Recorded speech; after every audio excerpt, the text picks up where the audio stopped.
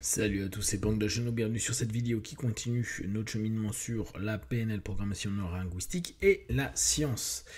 Je vais vous faire un petit résumé de l'article, je le mettrai bien sûr en description, qui s'appelle 35 ans de recherche sur la programmation neurolinguistique, base de données de recherche en PNL, état de l'art ou décoration pseudo-scientifique.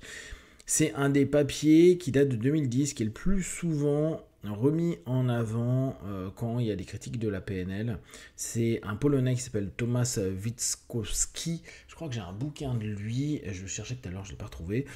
Et à chaque fois qu'il y a des notions critiques, on revient sur cette étude justement qui se veut plus ou moins une analyse globale. Donc, il y a 35 ans d'articles, mais vous allez voir, il n'y a pas tant d'articles que ça.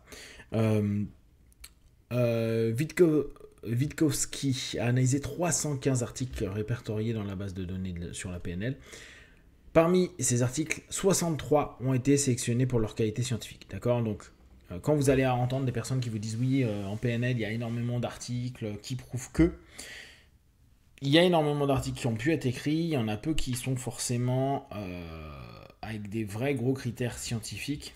Après, on sait très bien que c'est toujours très compliqué, le rapport de publication, etc. etc. mais on garde ça en tête. Donc, Witkowski, il en a sélectionné donc 63, et 18,2% des études appuient les hypothèses de la PNL. D'accord ?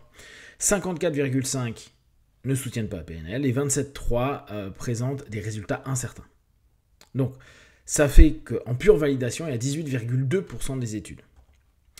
L'analyse quantitative montre que les études qui contredisent la PNL sont plus solides méthodologiquement parlant. Et là, on revient sur ce que je vous disais sur une des vidéos précédentes. On a un vrai problème de méthodologie avec la PNL dès qu'on commence à parler d'études sur la PNL. Les recherches ont montré que les bassins empiriques de la PNL sont très faibles. Ça aussi, c'est très récurrent, bien sûr, chez cet auteur-là, mais chez beaucoup d'autres. Ils ont constaté que... Bon, alors ça c'est intéressant. Ils ont constaté que la popularité de la PNL dans la recherche a culminé dans les années 80. Et c'est vraiment cette période méta, 1971-1980, la première période de la PNL. Et ça a commencé à vraiment se diffuser dans les années 80 avec tout le boulot de Robert Dills, notamment avec les entreprises. Et donc je pense que c'est à cette période-là où il y avait beaucoup de papiers, il y a eu les bouquins qui étaient déjà sortis et où il y a eu du questionnement sur cette nouvelle méthode. L'analyse a révélé que seulement 33 articles testaient véritablement les principes de PNL. 9 études soutenaient les thèses de la PNL et 18 études contredisaient les thèses de la PNL. 6 études présentaient des résultats incertains. La majorité des études favorables à la PNL manquaient de groupe contrôle. Ça aussi, c'est assez récurrent. Il y a d'ailleurs, parmi ces études qui sont en adhésion avec la PNL, un de Yapko. Et pourtant, Yapko, on le connaît en hypnose, c'est quelqu'un de sérieux. Mais effectivement, c'est lui ce qu'il a mis en place et il n'y avait pas forcément de groupe contrôle. Alors, un des points clés que vous entendrez toujours, c'est au niveau des mouvements oculaires. Plusieurs études ont testé les mouvements oculaires et toutes ont donné des résultats négatifs. Alors vous savez, quand tu regardes en haut à gauche, ça signifie que, en haut à droite, ça signifie que, donc visuel, auditif, kinesthésique, etc. Il n'y a pas de validation scientifique sur cette notion-là. Et je sais qu'on continue à l'enseigner en école, et parfois on aime à dire oui, c'est prouvé. Non, c'est absolument pas prouvé, et ça fait un paquet de temps. Pareil, l'idée des systèmes de représentation dominants n'a pas été confirmée par les données. Et justement, je vous parle d'Yapko il y a quelques instants. Yapko avait montré qu'en parlant avec une sémantique bien spécifique dont la personne avait mis en avant des prédicats, on avait un meilleur rapport et il y avait des meilleurs résultats, le mot résultat étant à définir. Les critiques les plus importantes, donc également un autre qu'on retrouve beaucoup avec l'auteur polonais, là, c'est Sharpley. Sharpley, 84-87, et a montré l'absence de preuves soutenant la PNL. Et un deuxième, et vous l'avez dans une des vidéos précédentes dont je vous ai parlé, HIP, qui pareil a également analysé 63 étude et conclut que les affirmations de la PNL étaient non fondées. Donc 88, vous voyez, on est dans les années mi-80. Witkowski remarque que la PNL n'a pas évolué dans la recherche scientifique depuis les années 90, donc on a eu 10 ans où ça a pas mal bossé dessus et ça s'est interrogé, mais vu qu'il y a eu des résultats et qu'au bout du compte, après, tout fonctionne simplement sur des redites, la PNL, elle a développé des techniques, mais elle ne revient pas sur les éléments fondamentaux du système. Il conclut qu'il n'a aucun fondement solide pour la science, ça ok. La plupart des recherches sont concentrées, ok, ça on s'en fiche. Tac tac. Le Delphi Poll 2006 a classé la PNL parmi les thérapies discréditées. Bon après, il y a une conclusion. Alors, ce que j'ai trouvé, ce qui m'intéressait, c'était qu'est-ce qui ne s'appuie pas sur les principes de la PNL.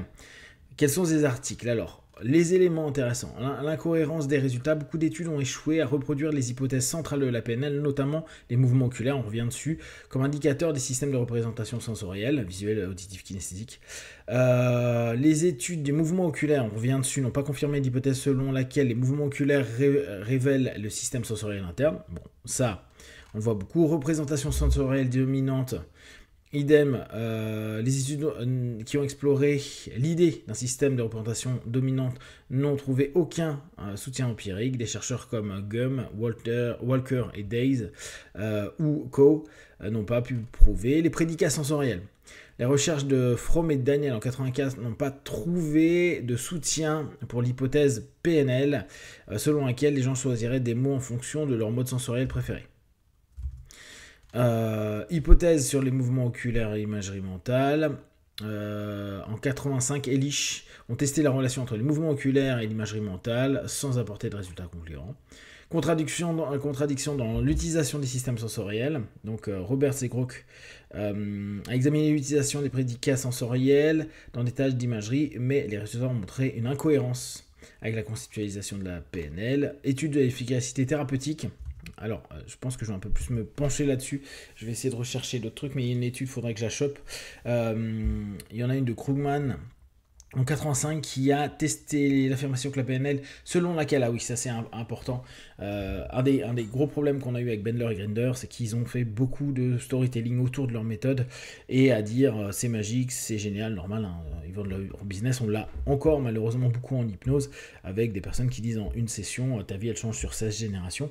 Alors s'il peut y avoir des feedbacks qui sont positifs, et c'est vrai, et parfois rapidement, oui, c'est vrai, qu'il y a des cas exceptionnels, oui, c'est vrai, mais sur la généralité, c'est rarement si exceptionnel que ça. En tout cas, si rapide que ça, même si, bien sûr, on a plein de cas qui vont dire l'inverse.